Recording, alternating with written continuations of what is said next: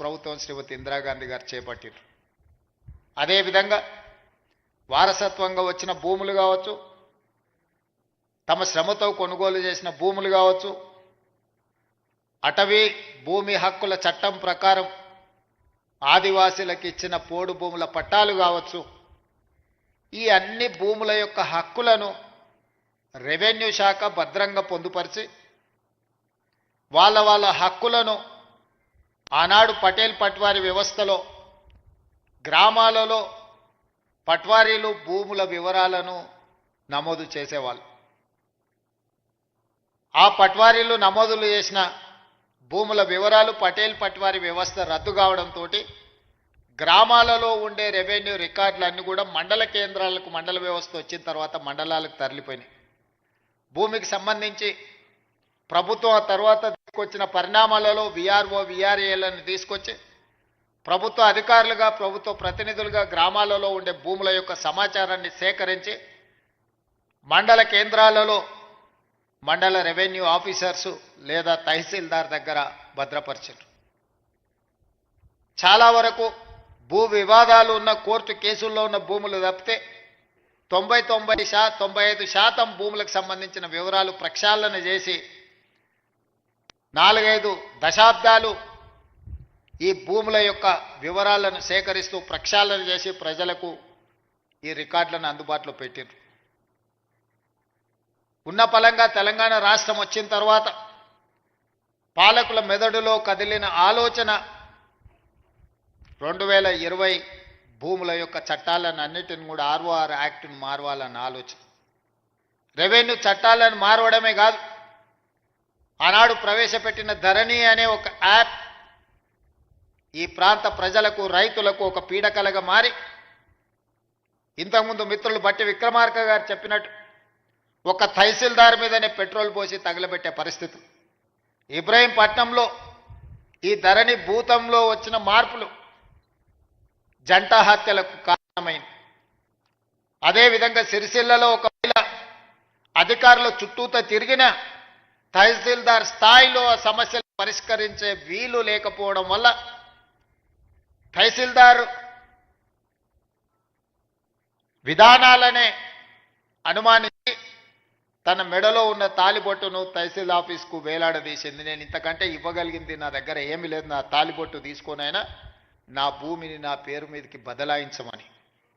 వీటన్నిటికీ కారణం రెవెన్యూ సిబ్బందే మూలమని చెప్పి ఆనాటి పాలకులు మిమ్మల్ని దోషులుగా, మిమ్మల్ని దోపిడీదారులుగా, మీరు ప్రజలని దోసుకోవడానికే రెవెన్యూ శాఖ సిబ్బంది ఉన్నట్టుగా చిత్రీకరించి తద్వారా లబ్ధి పొందాలని ఆనాటి పాలకులు ప్రయత్నం చేశారు.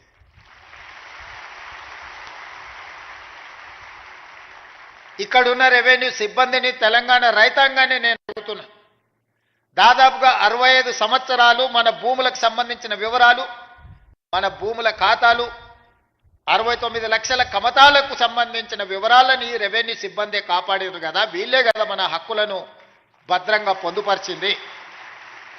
ఉన్న పలంగా 2019లో 2018లో మీరు ప్రవేశపెట్టిన ధరణి పోర్టల్ వచ్చిన తర్వాతనే రెవెన్యూ సిబ్బంది అంతా దొంగలుగా దోపిడీదారులుగా మీకు కనిపించిండ్రా? ఎక్కడైనా మంచోళ్ళు ఉంటారు, చెడ్డోళ్ళు ఉంటారు. సమాజంలో 2%, 3%, 5%, 10%, అది రెవెన్యూ కావచ్చు, పంచాయతీరాజ్ కావచ్చు, ఇతర ఏ శాఖలో కావచ్చు, రాజకీయాలలో కావచ్చు, కొంతమంది చెడ్డవాళ్ళు ఉండొచ్చు. అంత మాత్రాన మొత్తం వ్యవస్థనే మనం తప్పుపడతామా? చెడ్డవాళ్ళుగా ఉన్న వాళ్ళని శిక్షించుకుంటూ వాళ్ళ అవకాశాలు తగ్గించుకుంటూ శాఖలను ప్రక్షాళన చేసుకుంటూ ముందుకు వెళ్ళాలి. ఇంట్లో ఒకవేళ ఎలక దూరితే ఇల్లు తగలబెట్టుకోము కదా, పొగబెట్టి ఆ ఎలకను పట్టుకునే ప్రయత్నం చేయాలి తప్ప ఇల్లు తగలబెట్టుకునే విధానం ఎక్కడైనా మనం చూసినామా?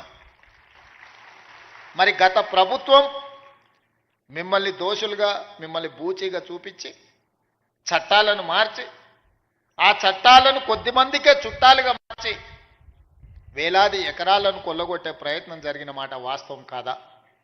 అందుకే ఎన్నికల కంటే ముందు సమ్మక్క సారలమ్మ ఆశీర్వాదంతో నేను పాదయాత్ర మొదలుపెట్టి ఆ తర్వాత ఆదిలాబాద్ నుంచి ఖమ్మం జిల్లా వరకు మా మిత్రుడు బట్టి విక్రమార్క గారు పాదయాత్ర చేసినప్పుడు ముఖ్యంగా దళితులు గిరిజనులు ఆనాడు పోడు భూముల పట్టాలు పొందిన వాళ్ళు కావచ్చు. ఇందిరమ్మ రాజ్యంలో ఆనాడు అసైన్మెంట్ భూములు దాదాపుగా 25 లక్షల ఎకరాలు పేదలకు పంచిపెట్టిన వాళ్ళు కావచ్చు.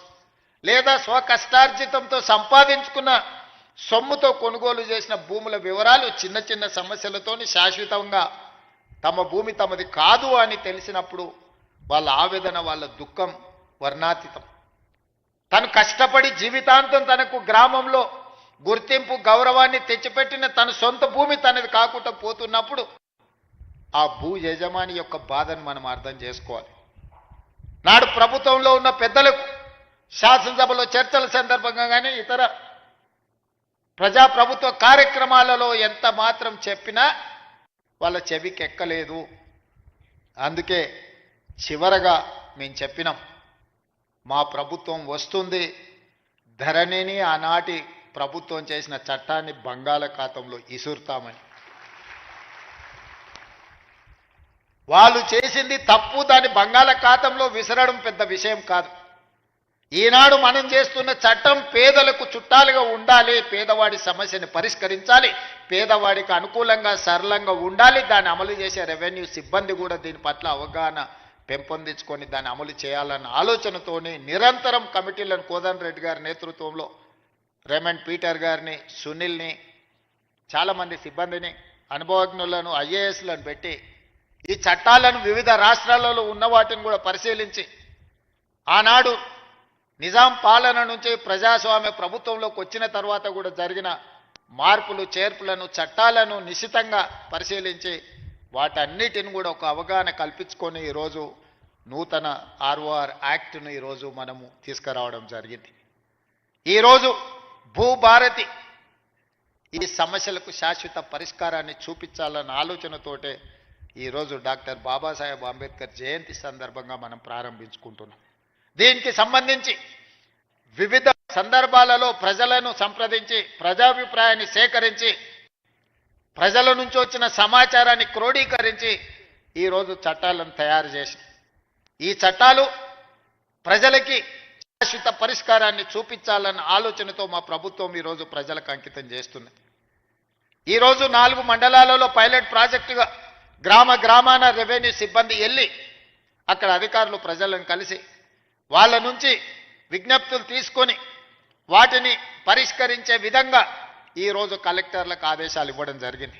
మొదటి విడతగా పైలట్ ప్రాజెక్ట్ కింద 4 మండలాలతో కార్యక్రమాన్ని చేపట్టి తద్వారా మనకు వచ్చిన ఫీడ్బ్యాక్ను తీసుకొని ప్రతి జిల్లాలో